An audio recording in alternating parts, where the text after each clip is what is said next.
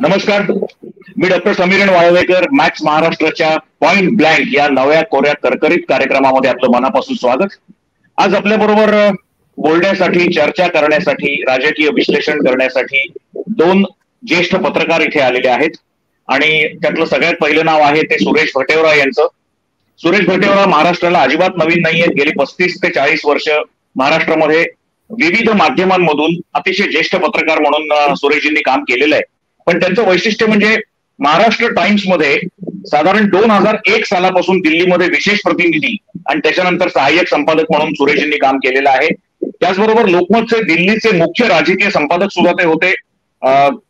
संसदेतली दोन्ही सभागृह, त्याचबरोबर देशातल्या अतिशय महत्वाच्या राजकीय घटनांच्या साक्षीदाराच्या रूपाने आज आपण त्यांच्याशी बोलणार आहोत. त्याचबरोबर विविध महाअधिवेशन असतील, इलेक्शन्स असतील, त्याचे निकाल असतील, जिथे जिथे मागच्या 35-40 वर्षात देशात काही महत्वाचं घडलंय तिथे तिथे वार्तांकनाकरता सुरेश भटेवरा गेलेले होते. त्याच्या आधी त्यांची प्रदीर्घ 2 दशकांची वकिलीची बॅकग्राऊंड पण राहिलेली आहे. तर असं हे ज्येष्ठ व्यक्तिमत्व आहे. सगळ्यात मुख्य म्हणजे मला मुद्दाम त्यांचं एक पुस्तक आपल्याला दाखवायचं आहे, शोध नेहरू गांधी पर्वाचा. हे पुस्तक माझ्या हातात आता आहे त्यांचं. हे पुस्तक त्यांनी 2 वर्षाखाली पब्लिश केलेलं आहे, स्वतः लिहिलेलं आहे आणि त्याच्याकरता अनेक वर्ष परिश्रम घेतलेले आहेत. मला वाटतं मराठीमधला अतिशय महत्वाचा असा हे डॉक्युमेंट आहे. कारण मोतीलाल गांधी ते राहुल गांधी असा 5 पिढ्यांचा 125 वर्षांचा काँग्रेसचा प्रवास त्यांनी या पुस्तकामध्ये मांडलेला आहे. आणखी त्यांची बरीच पुस्तकं आहेत. महाराष्ट्र टाइम्समध्ये त्यांनी लिहिलेली सदर जी आहेत त्याची पुस्तकं आलेली आहेत. तर असं हे ज्येष्ठ व्यक्तिमत्व आहे. सुरेशजी, आपलं स्वागत या कार्यक्रमामध्ये. आपण आज आलात, आम्हाला खूप बरं वाटलं. आणि दुसरे माझे मित्र आहेत हरीश केंची. त्यांनी सुद्धा महाराष्ट्रामध्ये गेली 30-35 वर्ष राजकीय पत्रकारितेची मुसाफिरी केलेली आहे. पुण्यामध्ये सगळ्यात पहिल्यांदा मी केसरीचा प्रतिनिधी आणि हरीश केंची हे सामनाचे प्रतिनिधी म्हणून आम्ही अनेक काळ काम केलेलं आहे, अनेक वर्ष काम केलेलं आहे. त्याच्यानंतर ते पुण्यात सामनाचे निवासी संपादक झाले आणि सगळ्यात मुख्य म्हणजे बाळासाहेब ठाकरे, शिवसेना प्रमुख बाळासाहेब ठाकरे यांचा फार जवळचा सहवास त्यांना लाभलेला आहे. अनेक राजकीय नेत्यांच्या कार्यशैलीबद्दलचा त्यांचा एक स्वतःचा असं वेगळं निरीक्षण आहे, स्वतःचा वेगळा अभ्यास आहे. आणि महाराष्ट्रातलं संपूर्ण राजकीय स्थित्यंतर, विशेषतः युतीच्या काळातलं आणि त्याच्यानंतर परत महाआघाडीच्या काळातलं हरीश केंचींनी बघितलेलं आहे. त्यांचा या विषयातला व्यासंग आणि अभ्यास दोन्ही दांडगा आहे. आज या दोन्ही ज्येष्ठ पत्रकारांबरोबर बोलण्याकरता आपण विषय जो अर्थात घेतलेला आहे तो आहे, ज्येष्ठ नेते छगन भुजबळ हे वेगळी वाट धरतील का? सुरेशजी, मी पहिल्यांदा तुमच्यापासून सुरुवात करतो. महाराष्ट्रामध्ये सध्या जे काही एक राजकीय घुसळण चालू आहे, ज्या लोकसभेच्या निवडणुकांमध्ये कधी नव्हे ते महाराष्ट्राला 2 राजकीय पक्षांची छकल ही अनुभवावी लागली. वेगळे गट तयार झाले, 2 ते 4 राजकीय पक्ष तयार झाले. त्याच्यामुळेच एकूण 3-3, 4-4 पक्ष एकमेकांच्या विरुद्ध लढतायत असं चित्र दिसलं. जातीपातीमुळे, धर्मामुळे जी काही एक खिचडी तयार झालेली आहे, त्या खिचडीचा फटका सामान्य माणसाला तर बसतोच आहे, पण ज्याला आपण एक पारदर्शक राजकारण म्हणतो त्या राजकारणाला सुद्धा बसतो आहे. अशा या वातावरणामध्ये ज्येष्ठ नेते छगन भुजबळ यांच्याबद्दल आपण आज बोलणार आहोत. याचं कारण असं की गेले 2 आठवडे आणि त्याच्याही आधीच्या काळामध्ये छगन भुजबळांच्या राजकीय वाटचालीचा आणि राजकीय अंदाज त्यांचे जे सगळे त्यांनी स्वतःबद्दलचे किंवा इतरांबद्दलचे व्यक्त केले होते, जी काही त्यांची विधानं होती, याच्यावरून राजकीय वर्तुळामध्ये बरेच तरंग उठलेले आहेत. आणि त्यांची लोकसभेची आधी जाहीर होऊ घातलेली उमेदवारी जाहीर झाली नाही. त्याच्यानंतर त्यांना राज्यसभेची उमेदवारी देतील असं वाटलं होतं, तीही सुमित्रा पवारांना दिली गेली. आणि त्याच्यानंतर ते अस्वस्थ आहेत असं दिसतंय. ते स्वतः ते मान्य करायला तयार नाहीयेत आणि ते सांगतायत की मी नाराज नाहीये. तुम्हाला कोणी सांगितलं मी नाराज आहे? पण प्रत्यक्षात जे बोललं जात आहे ते भुजबळ वेगळी वाट धरतील असं एक चित्र दिसतंय, असा एक अंदाज अनेकांचा आहे.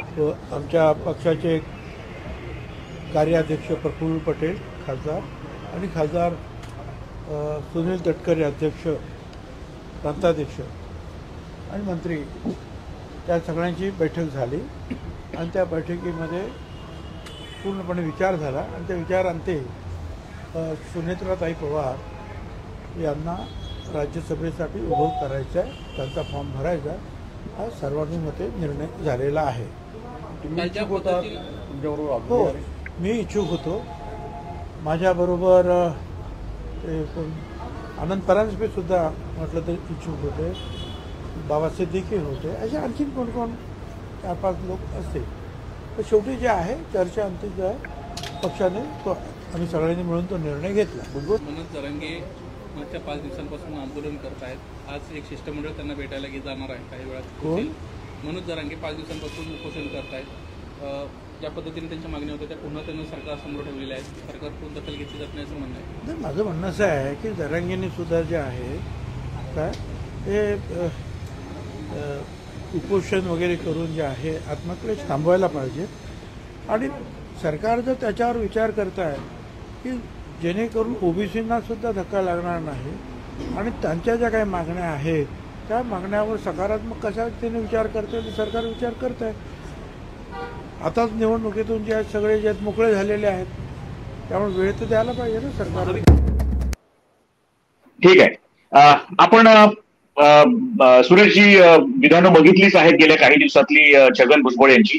माझा एक आपल्याला पहिला सुरुवातीला प्रश्न आहे की छगन भुजबळ यांना आपण गेली कित्येक वर्ष नाशिकचे असल्यामुळे सुद्धा ऑब्झर्व्ह करता आहात आणि ज्येष्ठ राजकीय पत्रकार म्हणून सुद्धा ऑब्झर्व्ह करतात. त्यांच्या देहबोलीवरून त्यांच्या तोंडातून जे शब्द येत आहेत मी नाराज नाही या सगळ्यावरून किंवा एकूण राजकीय परिस्थितीच्या आकलनावरून आपल्याला काय वाटतं की भुजबळ हे आता वेगळी वाट धरायच्या मार्गावर आहेत का? प्रश्न असा आहे की त्यांचं प्रत्येक वक्तव्य जे आहे ते त्यांच्या मनातली आणि त्यांच्या एकूण राजकीय वाटचालीतली नाराजी व्यक्त करणारच आहे. एक तर पहिली गोष्ट म्हणजे महाराष्ट्रामध्ये राजकारणाचा जो चिखल झालेला आहे त्याच्यामध्ये अनेक जे राजकारणातले मोठमोठे नेते गेले काही वर्ष महाराष्ट्राच्या राजकारणावर ज्यांचा प्रभाव होता असे त्या सगळ्यांचीच पंचायत झाली आहे. मध्यंतरी भुजबळ एकदा भेटले होते.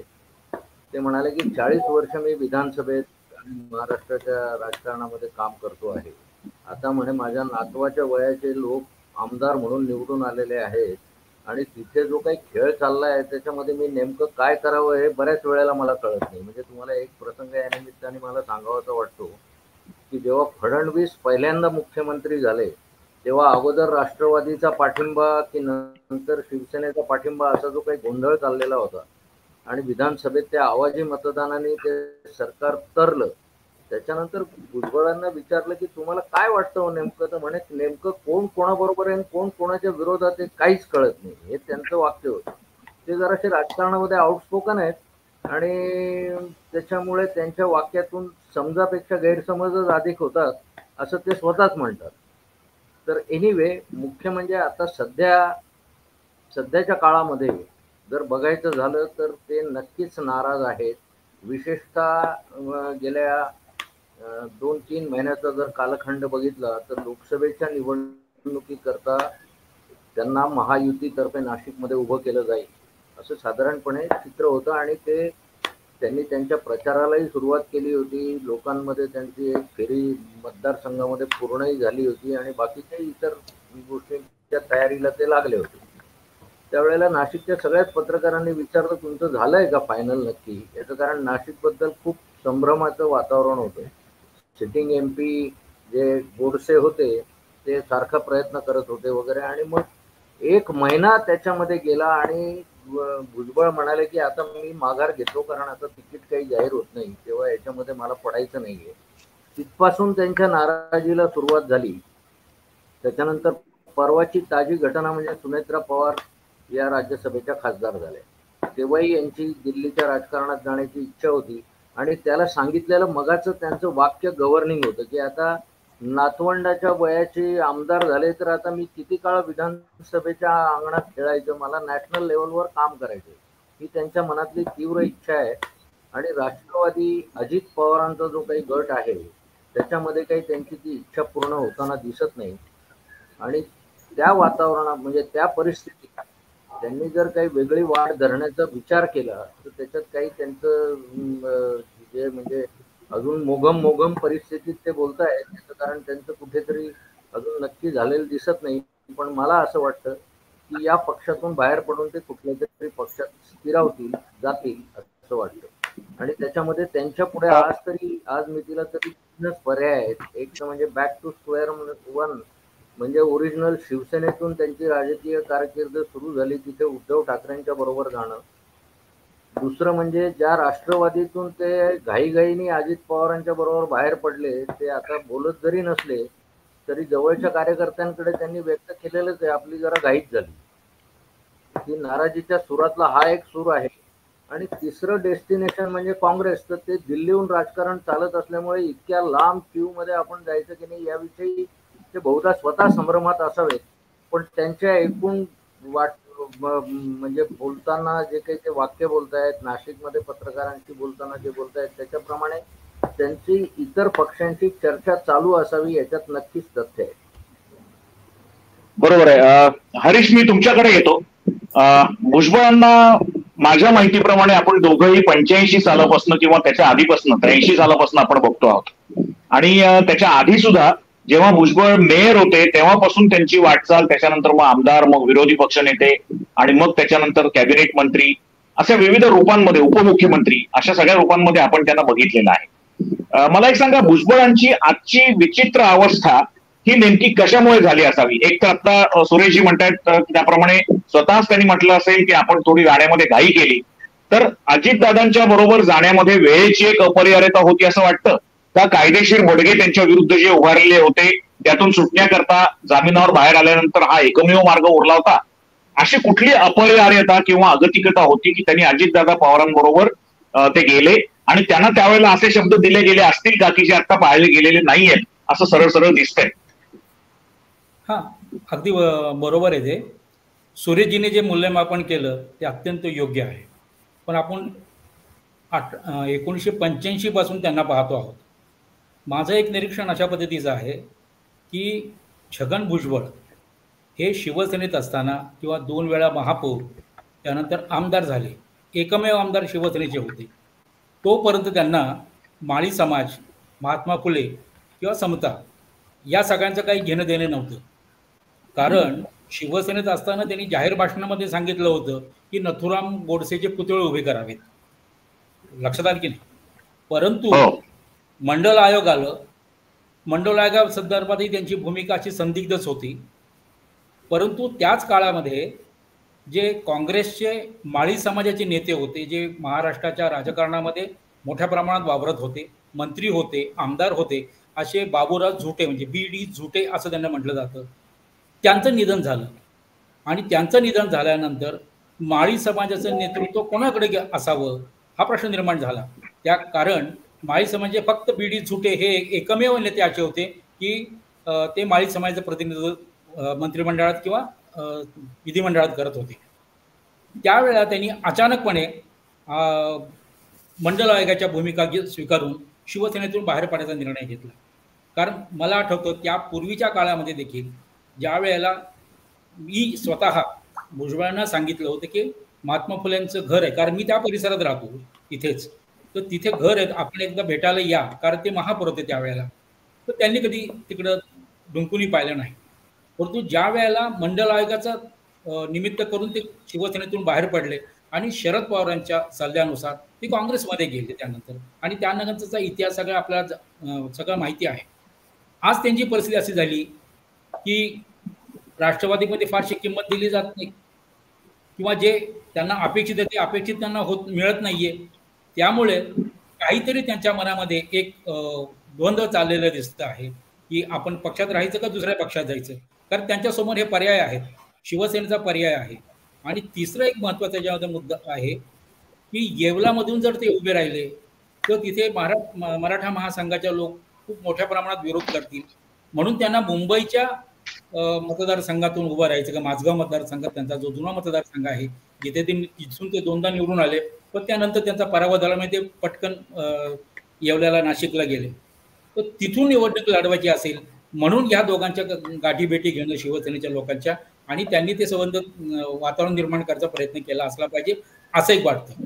दुसरा महत्त्वाचा मुद्दा असा वाटतो मला त्यांच्यामध्ये की छगन भुजबळ हे समता परिषदेच्या कार्यकर्त्यांची आता बैठक घेत आहेत. 2-4 दिवसामध्ये त्यांनी सांगितलंय की समता परिषदेच्या 300-350 कार्यकर्त्यांची बैठक मी घेतोय. त्याच वेळेला या दरम्यानच्या काळामध्ये पंकजा मुंडेंची त्यांची भेट झालेली आहे. लक्षात की ती कशासाठी झाली, काय झाली हे हा वेगळा मुद्दा आहे त्याच्यामध्ये. परंतु गोपीनाथ मुंडे, छगन भुजबळ यांनी एक प्रकारचा प्रयत्न केला होता माळी वंजारी आणि धनगर माधव अशा प्रकारची मोठ बांधायची त्यांचा विचार असला पाहिजे. कारण याला वरून म्हणजे त्यांचे जे संबंध आहेत ते अमित शहाचे डायरेक्ट संबंध आहेत. लक्षात आले की नाही? कारण त्यांच्या लोकसभेसाठी तयारी करण्याचं अमित शहाने त्यांना सांगितलं आहे. आणि आगामी विधानसभेच्या निवडणुकीमध्ये जर महायुती आणि महाआघाडी या दोन्हीच्या ह्याच्यामध्ये निवडणुकीच्या लढतीमध्ये जर आघाडीच्या बाजूला असलेले माळी, धनगर, वंजारी हे जर स्वतंत्र तिथून बाहेर काढले तर महायुतीला त्याचा फायदा होऊ शकतो असाही विचार असण्याची शक्यता आहे असं मला वाटतं.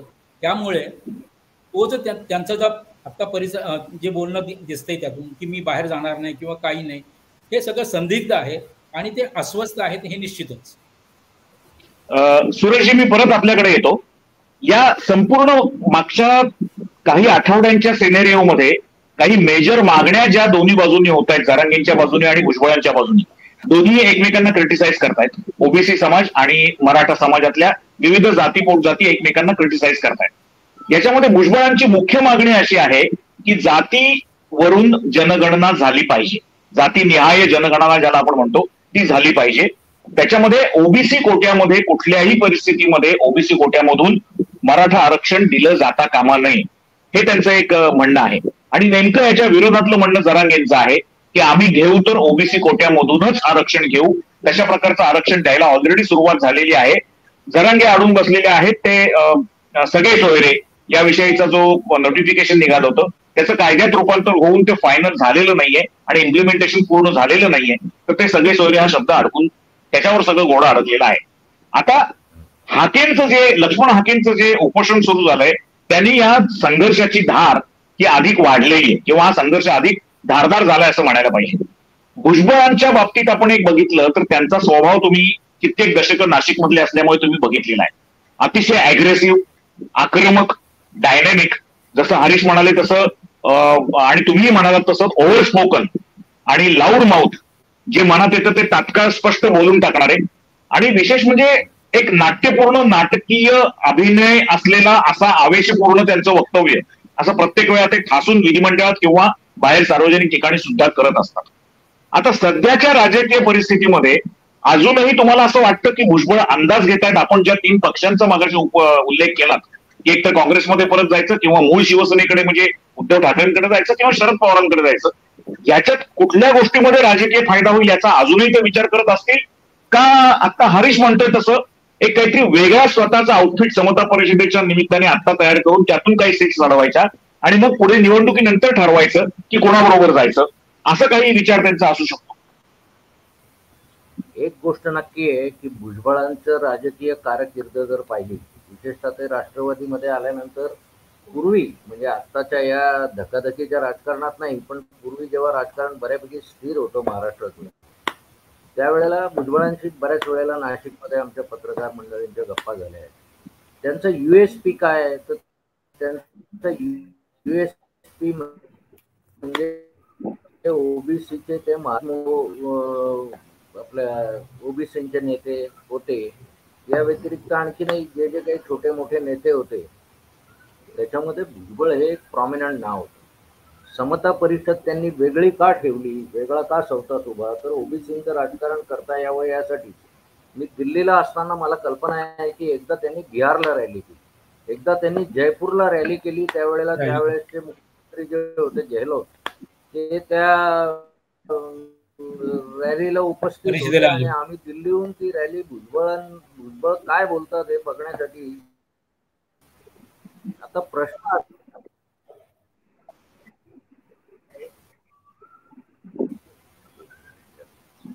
मला असं वाटतं सुरेशजींचा आवाज, त्याच्या अगोदर ते उपमुख्यमंत्री होते. बोला सुरेशजी बोला. हो येतोय, बोला. आवाज येतोय? हो येतोय, बोला. त्यावेळेला मी त्यांना दिल्लीत विचारलं होतं की तुम्ही हे बिहार जयपूर हे काय लावलंय, तुम्ही महाराष्ट्रात राजकारण करता. तर म्हणे मी देशातल्या ओबीसींना एकत्र एका प्लॅटफॉर्मवर आणण्याचा प्रयत्न करतोय. म्हणजे त्यांची घोषित अशा प्रकारची जी काही राजकीय त्यांची वाटचाल होती ती ओबीसीची लिडरशिप अशीच होती. अमित शहाही त्यांना वारंवार कॉन्टॅक्ट करतायत, म्हणजे एक ओबीसीचं राजकारण करणारा महत्वाचा नेता आपल्या हातात असावा हीच होती. पण मला वाटतं बीजेपीच्या बाबतीत त्यांची म्हणजे जराशे रिझर्व्ह माइंडनी ते होते. एक तर मध्यंतरीच्या काळात सत्तेवर असलेल्या सत्ताधारी पक्षाच्या राजकारणामुळे त्यांना तुरुंगवासही पत्करावा लागला. तीही त्यांच्या मनामध्ये सल काही गेलेली आहे असं मला वाटत नाही. आणि दुसरी गोष्ट म्हणजे आता ते जे जातवार जनगणना म्हणतायत, ती जातवार जनगणना काही बीजेपी किंवा मोदी किंवा शहा करतील याबद्दल ते बाहेर काहीही बोलत असले की मी पंतप्रधानांकडे मागणी करणार आहे वगैरे, तरी तिथे काही होईल असं वाटत नाही. आणि या विषयावर आउटस्पोकन असा पक्ष सध्या तरी देशाच्या राजकारणामध्ये काँग्रेस आहे. म्हणजे विशेषतः राहुल गांधी जे प्रत्येक राज्य आपल्या प्रचार सभेमध्ये जात जनगणनेचा उल्लेख करत होते. त्याची सुरुवात नितीश कुमारांनी बिहारला केली, पण नंतर ते बीजेपीच्या वळचणीला गेल्यामुळे त्या विषयावर बोलणं बंद झालं. आता असं आहे की त्यांचं आयडिओलॉजिकल राजकारण जर बघितलं तर त्याप्रमाणे त्यांना पहिल्या क्रमांकाची प्रायोरिटी त्यांनी काँग्रेस पक्षाला द्यायला पाहिजे.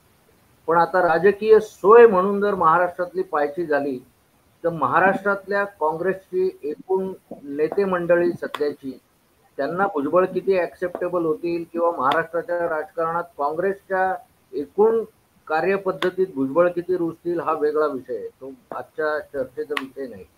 पण म्हणून ते काही काँग्रेसच्याही नेते मंडळींच्या संपर्कात नसतील असं मला वाटत नाही. पण असले तर ते दिल्लीच्या संपर्कात असतील, दिल्लीच्या सोर्सेसच्या संपर्कात असतील. शरद पवारांशी त्यांचं का बिनसलं ते कळत नाही, कारण शरद पवारांचं त्यावेळेला ते अजित पवारांबरोबर जाऊन डायरेक्ट शपथविधीलाच हजर राहिले. त्याच्यानंतर मात्र शरद पवारही त्यांच्यावर खूप चिडले आणि पहिली सभा त्यांनी येवल्यात घेतली. आणि तेव्हापासून येवल्याचं जे बदललेलं समीकरण आहे राजकारणाचं, ते भुजबळांच्या डोक्यात कुठेतरी बसलेलं आहे की इथे आपल्याला त्रास होण्याची शक्यता आहे. आता केंची म्हणत होते की ते मुंबईतला मतदारसंघ बहुतेक शोधतायत. शक्यता ती आहे, कारण त्यांच्या सगळ्या मीटिंग आता समता परिषदेच्या सुद्धा एमईटी मुंबईत होत आहेत. भुजबळ नॉलेज सिटी नाशकात पण आहेत, तिथे नाही घेत ते मीटिंग, तिकडे घेत आहेत. त्याच्यामुळे त्यांच्या डोक्यात नक्की काय आहे तो भाग कळत नाही. पण आज एका अस्वस्थतेतून त्यांचा प्रवास सुरू आहे.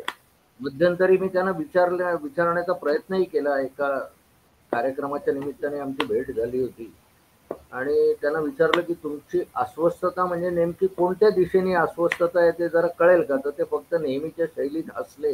उत्तर काहीच दिलं नाही त्यांनी, पण त्यांच्या हसण्यामध्ये बरंच काही दडलेलं होतं. पण एक गोष्ट मान्य केली पाहिजे की आत्ताचं जे अजित पवारांचं राष्ट्रवादी काँग्रेस हा पक्ष आहे, त्याच्यामध्ये खरं पाहिलं तर भुजबळ हे प्रफुल्ल पटेलांनाही सिनियर आहे राष्ट्रवादी काँग्रेसमध्ये. आणि महाराष्ट्राचं उपमुख्यमंत्री पदच असं नव्हे तर शिवसेनेत असताना ग्रामीण भागात जी शिवसेना उभी राहिली, म्हणजे ठाणे आणि मुंबई या भागामध्ये बाळासाहेब ठाकरेंनी जे निर्माण केलेले अनेक नेते होते, त्यांचा प्रभाव कोकण, ठाणे आणि मुंबई या क्षेत्रापुरता मर्यादित होता. त्या काळात नाशिक पासून सर्व ग्रामीण महाराष्ट्रामध्ये एकटे भुजबळ हिंडतानाही आम्ही पाहिले. जी काही ग्रामीण भागातली शिवसेना उभी केली ती त्यांनी. त्याच्यामुळे फील्ड मधला नेता आहे, त्याला महाराष्ट्राच्या राजकारणाची सर्व जाणीव आहे. आणि आत्ताच्या परिस्थितीत महाराष्ट्राचा एकूण जरी चिखल झालेला असला तरी आपण जर नेते मंडळींचा एकूण रिव्ह्यू घ्यायचा विचार केला तर ओबीसी मधलं मोठं नाव भुजबळ आहे, याच्यात काही शंका नाही. त्याच्यामुळे बार्गेनिंग पॉवर ही त्यांच्याकडे पण आहे. आणि आता 3 महिन्यानंतर जेव्हा विधानसभेच्या निवडणुका आहेत त्याच्यामध्ये त्यांनी जर आत्ता चाचपणी सुरू केली असेल तर त्याच्यात काही त्यांचं चुकलंय राजकीय दृष्ट्या असं मला वाटत नाही. बरोबर आहे. हरीशजी, मला परत तुमच्याकडे यायचं आहे. आता अतिशय वेगळा आणि इंटरेस्टिंग मुद्दा बटेवरांनी मांडलेला आहे. मला त्याच मुद्द्यावर थोडं पुढे जाऊन असं विचारायचं आहे. भुजबळांपुढचे 3 पर्याय तर बटेवरांनी पहिल्या प्रश्नाच्या उत्तरातच सांगितलेले आहेत. रादर 4 पर्याय आहेत, पण त्यातला एक आपण बाजूला ठेवू. पण 3 मुख्य पर्याय आपण गृहीत धरूयात. मला एक सांगा की आता भुजबळ सुद्धा तिन्ही पक्षांकडे चाचपणी करत असतील का, आणि त्यांच्याकडनं आपल्याला काय मिळणार आहे याची त्यांना निश्चित कल्पना असणारच आहे. पण शिवसेना, मूळ शिवसेना, उद्धव बाळासाहेब ठाकरे यांची शिवसेना इथे परत गेल्यानंतर मुख्य प्रश्न असा उरतो की त्यांना मुख्यमंत्रीपद प्रॉमिस केलं जाईल का. त्याच्यानंतर समजा तिथे जर उद्धव ठाकरेंच्या हाताखाली काम करायची वेळ आली तर ते उपमुख्यमंत्री पदावर किंवा कॅबिनेट पदावर ते समाधान मानतील का, हा दुसरा प्रश्न आहे. आणि तिसरा प्रश्न, जर शरद पवारांकडे परत जायची वेळ आली तर कदाचित अजित पवार बाहेर पडल्यानंतरच्या सिनेरिओमध्ये त्यांना मुख्यमंत्री पदाचा उमेदवार म्हणून त्यांच्याकडे बघितलं जाईल का?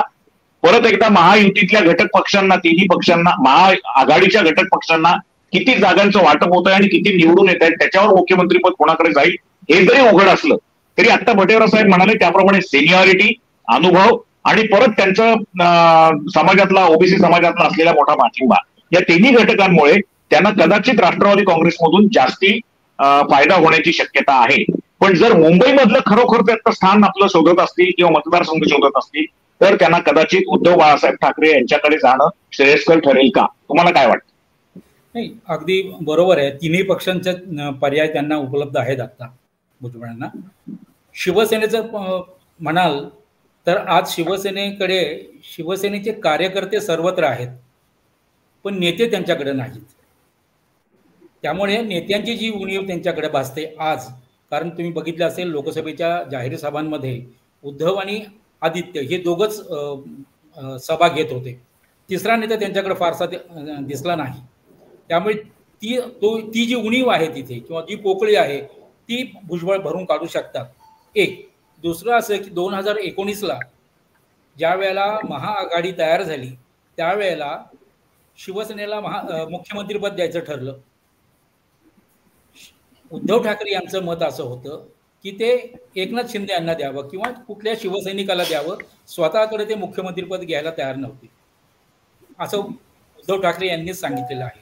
याचं कारण असं की इतर पक्षामध्ये म्हणजे काँग्रेसमध्ये अगदी पृथ्वीराज चव्हाण आहेत, अशोक चव्हाण होते, जे मुख्यमंत्री उपमुख्यमंत्री राहिलेले आहेत, ते नवख्या अशा एकनाथ शिंदेच्या हाताखाली काम करतील का? तर नाही. तर तुम्हालाच मुख्यमंत्री व्हावं लागेल असं शरद पवारांनी उद्धव ठाकरेंना सांगितल्यामुळे ते शक्य झालं आणि ती जबाबदारी उद्धव ठाकरे यांनी घेतली. उद्या जर या महाआघाडीमध्ये शिवसेनेकडे जास्त जागा निवडून आल्या शिवसेनेच्या, तर मुख्यमंत्री पदासाठी उद्धव ठाकरे हे दावेदार नसतील अशी आज तरी शक्यता वाटते. त्यामुळे त्याच्यासाठी छगन भुजबळ हे मुख्यमंत्री पदाचे उमेदवार तिथे किंवा इच्छुक असतील त्या तिथे आणि त्यांना शिवसेनेतून पाठिंबा मिळण्याची शक्यता आहे. कारण त्यांनी आता एकनाथ शिंदेंवर टीका केलेली आहे भुजबळांनी, तसंच राज ठाकरे यांच्यावर पण टीका केलेली आहे. त्यामुळे शिवसेनेमध्ये सॉफ्ट कॉर्नर तयार करायचा प्रयत्न त्यांनी केलेला आहे. त्यामध्ये शिवसेनेकडे जाऊ हरीश, त्यांची जी विचारधारा आहे शाहू फुले आंबेडकरांची, तर त्याला हिंदुत्वाचं पूर्वीचं त्यांचं पूर्वायुष्यातलं हिंदुत्वाची बॅकग्राऊंड जी होती ज्याचा उल्लेख तुम्ही सुद्धा बोलताना केला, त्यांच्या भाषणांमध्ये त्यांनी पूर्वी जे काही हिंदुत्वाचे आणि प्रखर स्टँड घेतलेले होते त्याला त्या शिवसेनेची भूमिका तितकीशी बरोबर जाणारी नाही. मग शाहू फुले आंबेडकरांच्या भूमिकेला जर शरद पवारांची आणि त्यांच्या पक्षाची भूमिका योग्य असेल आणि शरद पवारांकडनं झालं गेलं विसरून त्यांना सामावून घेतलं गेलं आणि जी परिस्थिती इकडे नेतृत्व पदाचा प्रॉब्लेम असलेली आहे तीच राष्ट्रवादी शरद पवार गटात पण आहे. सगळेच सोडून बाहेर गेल्यामुळे तिथेही आता जास्तीत जास्त कार्यकर्ते आहेत आणि नवीन फळीमधले कार्यकर्ते उभे केले जात आहेत. तर तिथेही त्यांना समजा जर नेतृत्वाकरता जास्त स्पेस दिसत असेल तर ते शरद पवारांकडे का जाणार नाही? शिवसेनेचं म्हणाल तर शिवसेनेचं जुनं हिंदुत्व आणि आताचं हिंदुत्व यात फरक पडलेला आहे. कारण त्यांनीच संबंध केलेला आहे की आम्ही प्रबोधनकारांचं प्रबोधनी हिंदुत्व स्वीकारलेलं आहे. त्यामुळे आज महाराष्ट्रामध्ये ज्या लोकसभेच्या निवडणुका झाल्या त्या तुम्ही पाहिल्या असेल, अगदी मुस्लिम, ख्रिश्चन, इतर समाजाची लोकांनाही शिवसेनेला मतदान केलेलं आहे. त्यामुळे शिवसेनेची बदलती भूमिका ही भुजबळांना योग्य अशीच आहे. कारण मनुस्मृतीच्या विरोधामध्ये देखील शिवसेना उभी राहिलेली आहे, ब्राह्मण्यवादाच्या विरोधातही उभी राहिली जी छगन भुजबळांची भूमिका आहे. त्यामुळे शिवसेनेमध्ये जायला त्यांना काही अडचण येईल असं वाटत नाही. दुसरं असं की संजय राऊत आणि उद्धव ठाकरे या दोघांचंही छगन भुजबळ यांच्या संदर्भामध्ये अगदी सॉफ्ट कॉर्नर राहिलेला आहे. पूर्वीसारखा एवढा तीक्ष्ण तो राहिलेला नाही. शरद पवारांचं म्हणाल तर शरद पवार हे त्यांच्यावर नाराजच आहेत. म्हणजे आता सुरेशजीने सांगितलं की दिल्लीमध्ये असताना त्यांनी समता परिषद घेतली होती. राष्ट्रीय स्तरावर त्यांना ओबीसीचं नेतृत्व करायचं होतं, पण त्याला फारसा प्रतिसाद शरद पवारांनी दिला नाही हे छगन भुजबळ यांनीच स्पष्ट केलेलं आहे. त्यामुळे ते राष्ट्रीय राजकारणाच्या याच्यामध्ये समता परिषद त्यांनी नेली नाही आणि ते महाराष्ट्रापुरते मर्यादित राहिले आणि त्यांना त्यांचा आवाका माहीत असल्या कारणानं त्यांनी ती भूमिका घेतली असली पाहिजे असं मला तरी वाटतं. शरद पवार यांच्या राष्ट्रवादी काँग्रेसमध्ये आता नवीन सगळे नेते उभे राहिलेले, जुने कार्यकर्ते कोणी राहिलेले नाहीत आणि हे जुने कार्यकर्ते या लोकसभेच्या निवडणुकामध्ये खूप मोठ्या प्रमाणामध्ये त्यांच्या विरोधात भाषणं त्यांनी केलेली आहे. आणखीन एक महत्त्वाचा मुद्दा म्हणजे शरद पवारांचा पक्ष म्हणजे राष्ट्रवादी काँग्रेस शरद पवार गटाचा हा मराठा समाजाचा पक्ष आहे असं आज सगळीकडे समजलं जातं.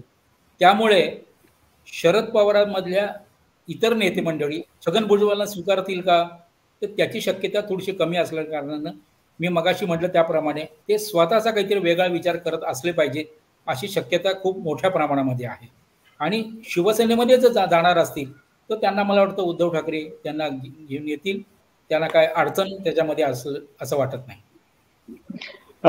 प्रत्येकाचे आपले सोर्सेस वेगवेगळे असतात, पण सुरेशजी मला माझा एक सोर्स असं सांगतोय की राष्ट्रवादी काँग्रेसचा एक गुप्त दूत, मी मुद्दाम गुप्त दूत अशा करता म्हणतोय कारण वरकरणी पाहता तो राष्ट्रवादीचा दूत आहे असं वाटत नाही, पण तो राष्ट्रवादीचा खंदा समर्थक आणि शरद पवारांच्या जवळचा असलेला असा माणूस गेले काही दिवस नाशिकमध्ये मुक्काम ठेवून होता की ज्यावेळेला भुजबळ इतर वाहिन्यांना मुलाखती देत होते त्यांच्या निवासस्थानी, त्यावेळेला हा दूत प्रयत्न करत होता की पुन्हा एकदा शरद पवार आणि छगन भुजबळ यांच्यामध्ये काही सेतू निर्माण करता येईल का, त्यांच्यामधले गैरसमज दूर करता येतील का आणि काही त्याच्यामध्ये नवीन काही क्रिएट होऊ शकेल का.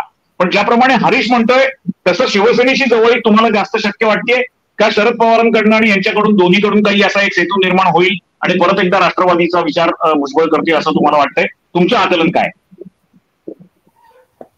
मला विचारलाय? हो तुम्हाला विचारलंय सुरेश. मलाच विचारलाय ना? होय होय होय हा होय तुम्हालाच विचारलंय. मग हरीश केंची जे म्हणाले त्याच्यामध्ये एक मुद्दा महत्वाचा आहे की त्यांनी समता परिषदेचं अस्तित्व आणि आता समता परिषदेच्या कामावर जास्त फोकस करायचा असं ठरवल्याचं जाहीर विधान त्यांनी केलेलं आहे भुजबळांनी.